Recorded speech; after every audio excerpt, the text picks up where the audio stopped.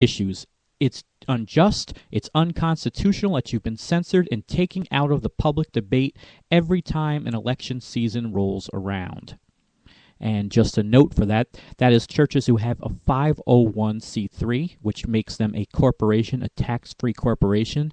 And along with this tax-free 501c3, they cannot preach on politics. They cannot take a stand for one candidate or another, and there's a variety of issues the pastors cannot speak about from the pulpit.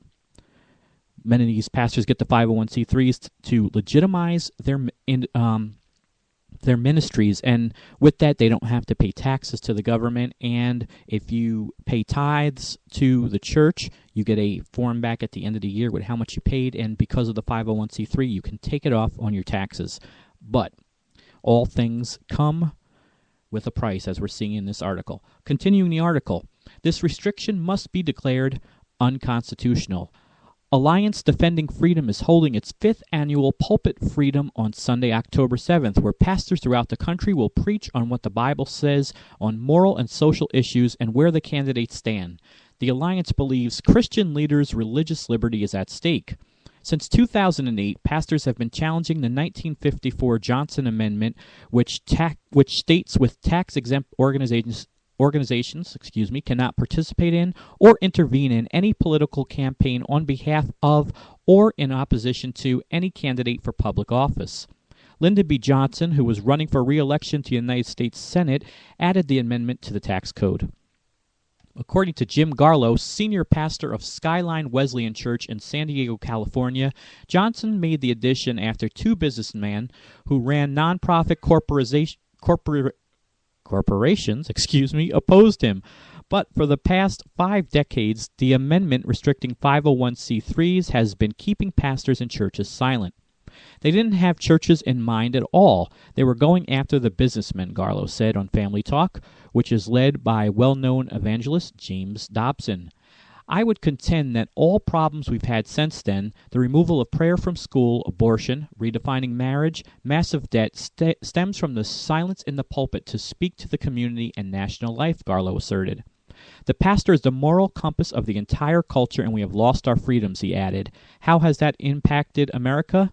Very tragically. Since 2008, pastors have sent recordings of their sermons where they intentionally violate the Johnson Amendment to the IRS in an attempt to provoke a court case.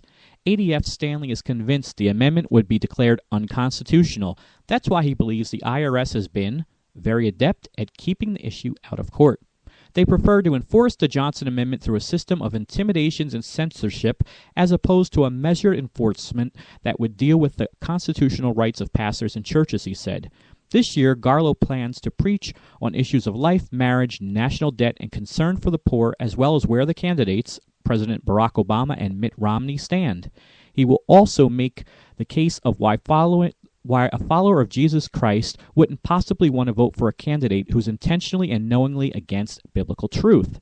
Pulpit Freedom Sunday welcomes all churches, both liberal and conservative, to join. The presidential election will be held in November. All right, I had trouble reading it because my mind was racing with about 100 thoughts during this. First being, you don't have to have a 501c3. Churches are automatically tax exempt. So these pastors complaining and moaning about this, it's of their own doing. They willingly signed this. They willingly went into this compact with the government, and so they need to follow the rules or give up the 501c3. It's that simple. My next concern is, do we really need to be preaching politics from the pulpit?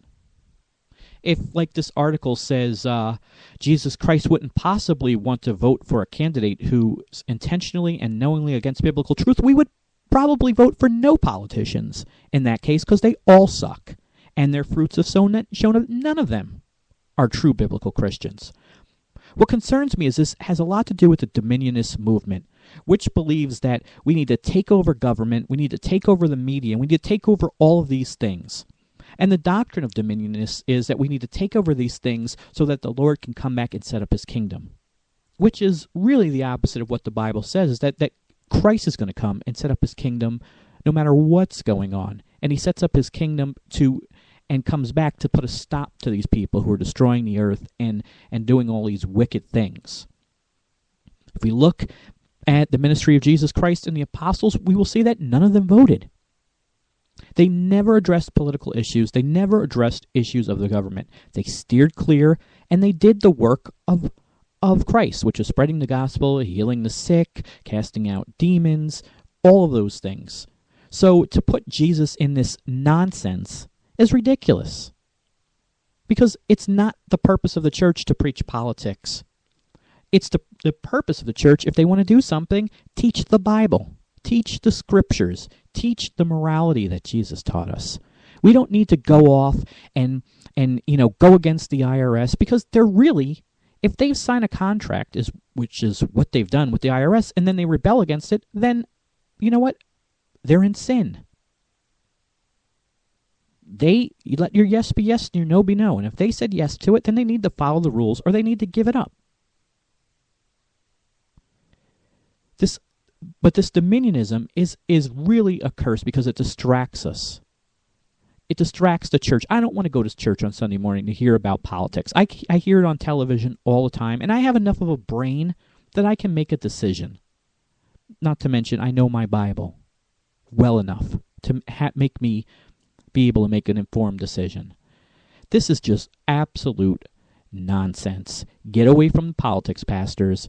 Put your energy where it belongs. There's plenty of sick, poor, hungry people, physically and emotionally and spiritually around you, to put your energy into that and not this foolishness. When I wake up, yeah, you know I'm gonna be the man who wakes up next to you.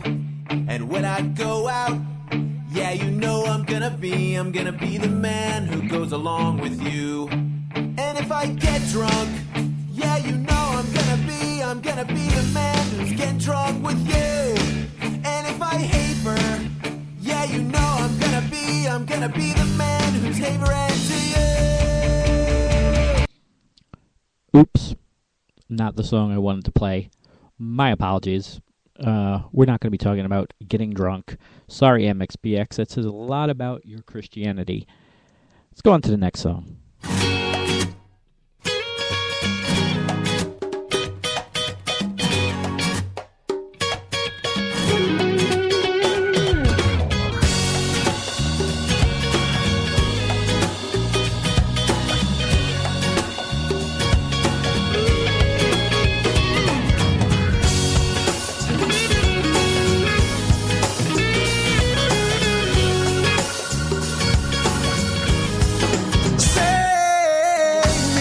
This prison, Lord, help me to get away, 'cause only you can save me now from this misery. And I've been lost in my own place, and I'm getting weary. How far is heaven? And my ways of living. How far is heaven? Lord, can you tell me?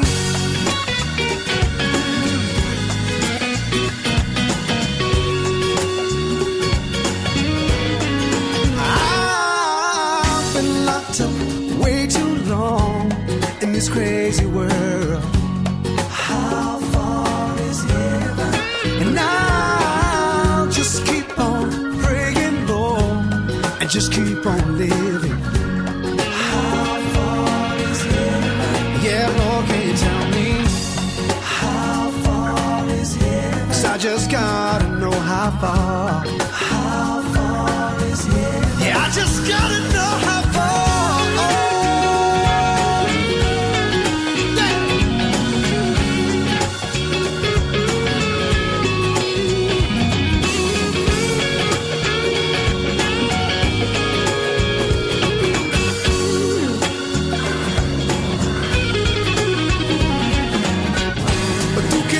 En altos cielos, échame tu bendición, 'cause I know that there's a better place than this place I'm living. How far is heaven?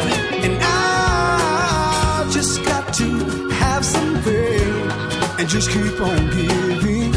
How far is heaven? Yeah, Lord, can you tell me? How far is heaven? 'Cause I just gotta know how far, yeah. How far is heaven? Yeah, Lord, can you tell me? How far is heaven? 'Cause I just gotta know how far. Yeah, I just gotta know how far.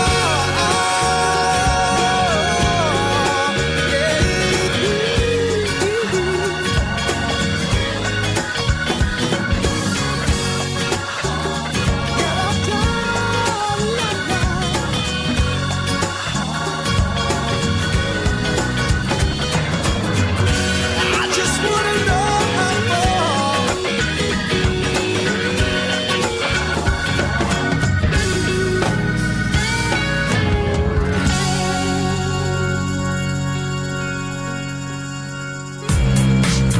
Welcome to the New Music Update from NewReleaseTuesday.com. NewReleaseTuesday.com. Featuring what's new in Christian music each week. What's up? I'm Bill Lerwick. On this New Music Update, high-energy rockers Remedy Drive return with 3 new members. Joining frontman David Zack, it's 10 new tracks from Remedy Drive on Resuscitate. Now available.